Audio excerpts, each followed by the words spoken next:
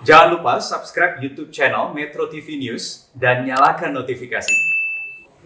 Data BPBD menyebutkan sejak hujan deras mengguyur pada hari Minggu, sedikitnya 14 titik di Kota Bogor terendam banjir. Lalu bagaimana kondisinya hari ini dan penanganannya seperti apa? Kita saat ini sudah bergabung dengan Wali Kota Bogor, Bima Arya. Selamat siang, Mas Bima. Selamat siang, Sumi.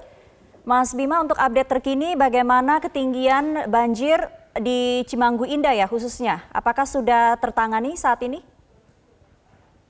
Jadi banjir di Bogor itu ada 3 sebab biasanya. Yang pertama banjir lintasan yang di bantaran sungai.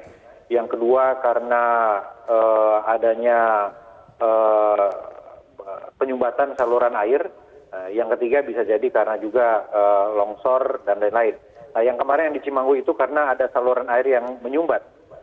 Saluran air yang disumbat itu karena ada longsor dari bangunan liar yang ada di sepanjang Jalan Soleh Iskandar. Sudah 2 hari dan alhamdulillah tadi malam sudah ditemukan lubang yang tersumbat itu, sudah digali, sudah dinormalisasi. Jadi sekarang sudah surut. Hari ini petugas kebersihan akan menyapu wilayah itu supaya wilayah itu seperti sedia kala normal dan bersih. Baik, Mas Bima, selain Cimanggu, untuk wilayah lain bagaimana kondisinya? Seperti saya sampaikan tadi, ada yang banjir lintasan, ya, ini juga sudah surut, tetapi kita masih waspada. Jadi di Bogor ini ada beberapa titik yang sangat rawan, ya rawan karena lintasan, rawan karena tersumbat, atau rawan juga karena kolam atau tempat penampung airnya meluap, gitu, dan juga rawan longsor. Kita mengantisipasi untuk ke depan ini semuanya standby dan siaga, terutama BPBD dan Camat Lurah yang saya minta untuk siaga standby di wilayah masing-masing. Baik, Mas Bima, tadi Anda katakan banyak wilayah yang rawan, kemudian kalau kita lihat prediksi dari BMKG bahwa kedepannya masih akan ada dampak dari La Nina, akan ada hujan besar, kemudian juga kemungkinan potensi longsor. Apa spesifiknya langkah yang sudah disiapkan untuk mengantisipasi?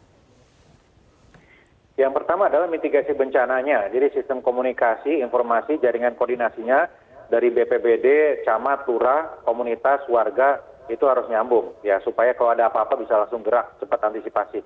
Yang kedua kita siapkan natura, jadi dinas sosial menyiapkan bahan-bahan obat-obatan, bahan pangan, jadi kalau ada apa-apa kita langsung supply.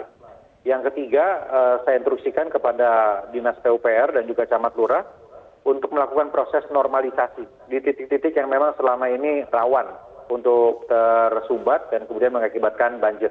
Jadi ada kegiatan preventif maupun kegiatan antisipasi ketika bencana itu tiba. Ya. Mas Bima, apakah nanti akan disediakan juga untuk lokasi pengungsian jika memang nantinya banjir kembali melanda? Biasanya kita sudah mengidentifikasi titik-titik itu. Ya biasanya cukup direlokasi atau dievakuasi di titik terdekat, di balai kelurahan misalnya, di masjid ya, ataupun di rumah warga sekitar begitu.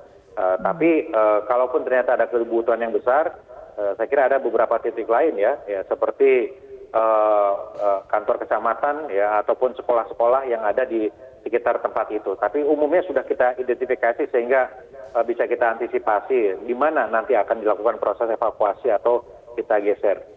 Baik, Mas Bima, hari ini untuk sejumlah lokasi yang tadinya terendam banjir sudah surut, alhamdulillah. Untuk kerusakan yang terdata sejauh ini apakah ada? Oh iya, ada rumah-rumah yang ambruk begitu. Kemudian juga ada, ya tentunya ada kerugian barang-barang secara pribadi ya, barang-barang berharga dan lain-lain begitu. Nah tentu ini prosesnya bertahap ya, tetapi sampai saat ini saya kira semuanya dipulihkan secara swadaya, ya, secara gotong royong. Baik, terakhir Mas Bima, Anda juga kemarin memantau langsung dengan perahu karet, apa aspirasi yang Anda tampung? Utamanya warga melihat bahwa penyebab yang paling terlihat itu adalah bangunan liar. Bangunan liar ini mengakibatkan sampah menumpuk mengakibatkan erosi dan kemudian longsor begitu. Jadi kita tertibkan. Per hari ini bangunan liar itu sudah ditertibkan di titik itu. Itu aspirasi warga yang pertama. Aspirasi warga kedua adalah agar pemerintah bisa cepat respon. Jadi begitu terjadi cepat bergerak ya. Saya kira itu kita lakukan evaluasi ya, terutama menertibkan bangunan liar yang membuat persoalan terjadinya longsor dan sumbatan saluran air. Itu kita lakukan sekarang. Baik, terima kasih Wali Kota Bogor Bima Arya untuk waktunya di Metro Siang.